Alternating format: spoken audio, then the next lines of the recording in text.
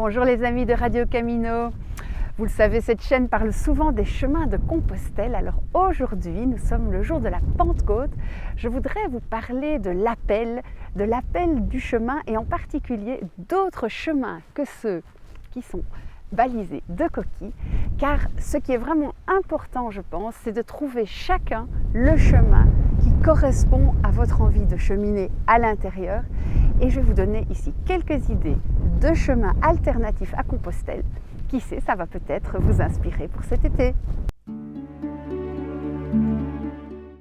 Un premier chemin qui, moi, m'a beaucoup marqué et que j'ai également reçu comme inspiration un jour de Pentecôte, eh bien, c'était le chemin du retour de Saint-Jacques, partir de Compostelle et marcher vers chez soi. Ça a été une expérience que je vous raconte dans une autre vidéo qui m'a énormément apporté. Parmi les autres chemins que vous pourriez parcourir, eh bien, il pourrait par exemple y avoir une thématique comme la paix. Savez-vous qu'il y a un chemin de Saint-Jacques qui commence à Kiev en Ukraine? Alors je ne dis pas que vous devez actuellement partir de Kiev, mais ce chemin passe par Cracovie. J'ai également eu la chance de le suivre. Vous pourriez partir du plus près possible de la frontière ukrainienne et marcher vers Compostelle à travers la Pologne et puis le chemin œcuménique en Allemagne qui s'appelle le Elisabethpfad. C'est également la Via Regia. C'est un chemin qui est un chemin très plat, assez monotone, mais à la rencontre des peuples de l'Est et que vous pourriez dédier à la paix si cette thématique vous touche particulièrement en cet été. Au rang des grands pèlerinages de l'Occident, si on veut se diriger non plus vers le sud mais vers le nord, il y a le fameux Saint-Olaf au nord de la Norvège, à Trondheim, où vous pouvez cheminer au départ d'Oslo ou au départ d'un petit morceau de la Suède et puis à travers la Norvège.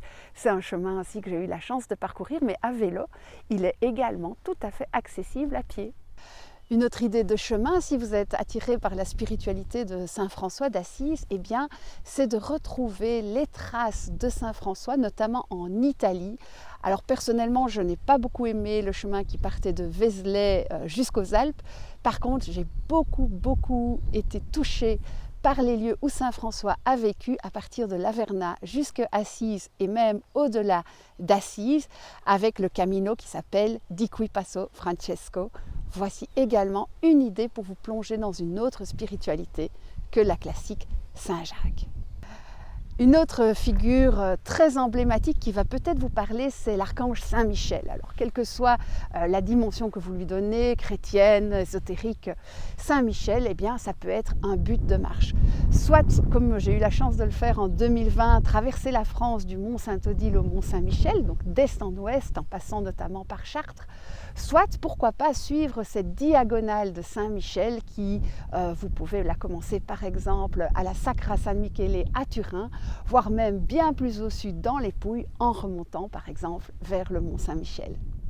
J'ai également rencontré un pèlerin qui était fasciné par la personne de Saint Benoît Labre. C'est un moine pèlerin du XVIIIe siècle qui est connu par une petite catégorie d'initiés et qui a vécu à Amet dans le nord de la France.